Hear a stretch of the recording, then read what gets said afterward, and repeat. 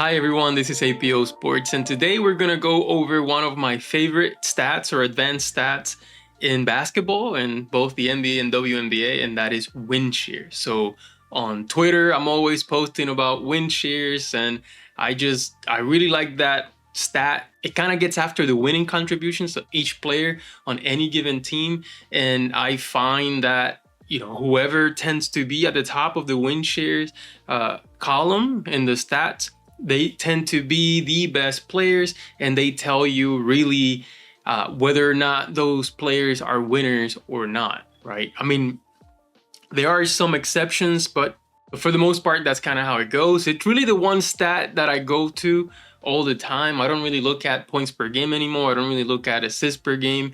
I look at advanced stats, and of course, they own the very evaluation system that I created, Chessboard Basketball. I think it helps tell the story about any given player a little bit more than the traditional stats. I still use, of course, traditional stats. They're important. Everybody does. Points per game, assists per game, rebounds per game. But the win shares kind of combines a bunch of different stats to really tell you the picture and to really tell you how much a team contributes to the team winning basketball games. And then they add a share, so they get a number as to how many wins that a player or is a player responsible for, I guess, for any given season. So let's take a look at that. The first thing we're gonna do is go over what is win shares, and then how are the Indiana Fever doing as far as win shares this season. All right, so first we're gonna go over what is win shares, right? So the core idea, as on this slide, is teams win games by scoring more points than they allow. I mean, that's pretty much basketball, that's sports, right? You just have to score more than you're allowed. So win shares break this down into two sides, and that is offensive win shares, how much a player contributes to the team's scoring efficiency. So efficiency, really, it's one of the key ingredients in determining win shares and offensive win shares. You can score a lot, but if it's not done efficiently, the number is not going to go up by that much. And then defensive win shares, so how much a player contributes to stopping opponents. So again, how do you score in an efficient manner?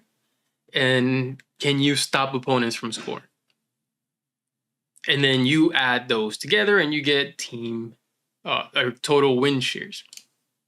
And then how is it calculated? So the formula is complicated, but the gist of it is offense. So offense, there's two, right? So there's offense win shares, which a lot of times gets separated from defensive win shares. So offensive win shares uses a player's offensive rating, so points produced per 100 possessions, which we're going to look at. We're going to look at points produced per 100 possessions here on the stat, since they're right there.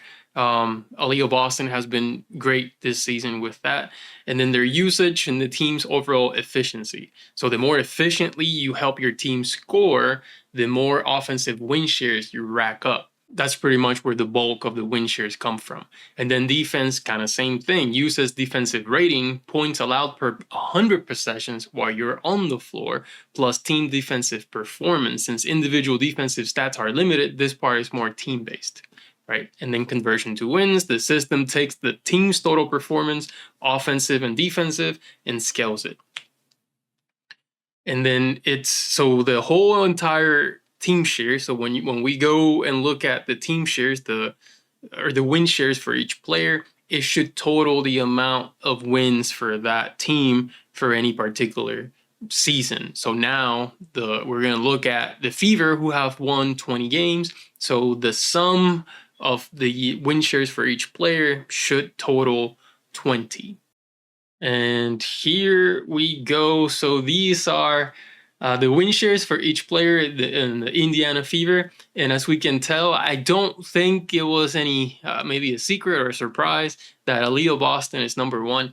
And not only is Aliyah Boston number one on the Fever, she's number 5 in the entire WNBA. And then Kelsey Mitchell is second on the Fever, but she's 10th in the entire WNBA. So these are really the two players who are carrying the team, Boston and Mitchell, since between the two of them account for almost 12 wins out of the 20 Fever wins. So yes, it's a Boston and Mitchell show, but then you have Howard, with 3.4. You have Sophie Cunningham with 2.3. You have Lexi Hole with 2.1, and Ari McDonald. And I think that the team has to do whatever they can uh, in the off season to try to get Ari McDonald back on the team, because as we can see, her contributions to winning are significant. And this is actually Kelsey Mitchell's, you know, she surpassed every other season so far. This to me has been Kelsey Mitchell's, and I think everyone agrees, of course, that this has been her best season overall ever. I mean, she's even in the MVP conversation. Not sure where she stacks there, maybe fourth or fifth, but she is in the MVP conversation. But I also think that Aliyah Boston should be in the MVP conversation. And then, as we see here, as I said, so points produced per 100 possessions, Aliyah Boston is pretty high up there. I mean, Petty is up there as well, but this is only 3 games. But 38 games, 120 sustained. That is pretty crazy. And she's also one of the lowest defensive rating players, or who has one of the lowest defensive rating in the team. 103, so 120 and 103 is insane for Aliyah Boston. So this, essentially the combination of these two plus her usage percentage, is what gives you that 6.3 win shares. And I believe Aliyah Boston in her first season, in her rookie year, got about the same amount, and like 6.5. And that's insane for a team that only won 13 games. So a team that won 13 games coming off a season where they only won 5. So they were 5 and, what was it? 5 and 30 something. I can't remember. 5 and 36, 5 and 35. I don't remember, but they only won 5 and lost a bunch. And then the next season, the only change is that Aliyah Boston comes in and they win 13 games. And Aliyah Boston is responsible for 6 points something out of those 13. That's insane. But here it's more of a combination between Boston and Mitchell carrying the fever with the bulk of the win shares. So yeah, no, I really like this stat because it really gives you a really good idea as to where the team is. And unfortunately for Caitlin Clark, she was a little bit on the lower end of the offensive rating, or offensive win shares, not offensive rating. Well, offensive rating too, offensive rating and offensive win shares, just because she struggled so much in her last few games. And again, that could be due to a number of factors that led to, continuous injuries. So we know that she was not 100%. But as far as offensive win shares, she was a little bit on the negative, but her defensive win shares was actually pretty high. So 0.7 for only having been 13 games, right? I mean, she's pretty much at the same amount of Mitchell for defensive win shares by only playing 13 games, and Mitchell playing 38 games. So you can see the defensive impact. And this is not something you would guess with Caitlin Clark, who relies on offense. But her contributions to win shares this year was mostly due to her defense.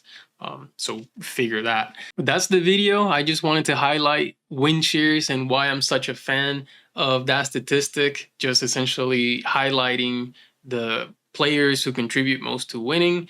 At the end of the day, us as fans, yes, we like to see score. We like to see players working hard, all of that. But what we really want to see is who's contributing to winning and who's not contributing to winning.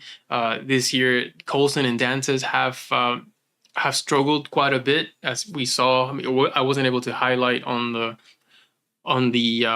chart in Basketball Reference, but they were negative 0.1. And especially for Dantas, who, I mean, Colson played 30 games, and to be negative 0.1, that's kind of crazy. But also for Damaris Dantas, who typically is a great offensive weapon, she has not been able to produce to the level that she's capable of producing on the offensive side this season. And maybe that's,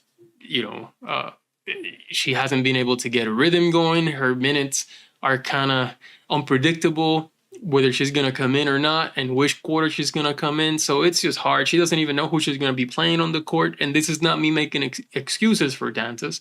It's just that it's hard to get a rhythm for a player such as Dantas, who you just can't plug randomly, but she tries. But yes, her win shares has suffered quite a lot. But who's carrying the team? Definitely Boston and Mitchell. But that's it for this video. Hopefully you found it helpful. We'll continue to make videos, post-game reactions, game live chessboard basketball evaluations. So that's all going to be happening on this channel. But that's it. Thank you so much for watching, and I'll see you next time.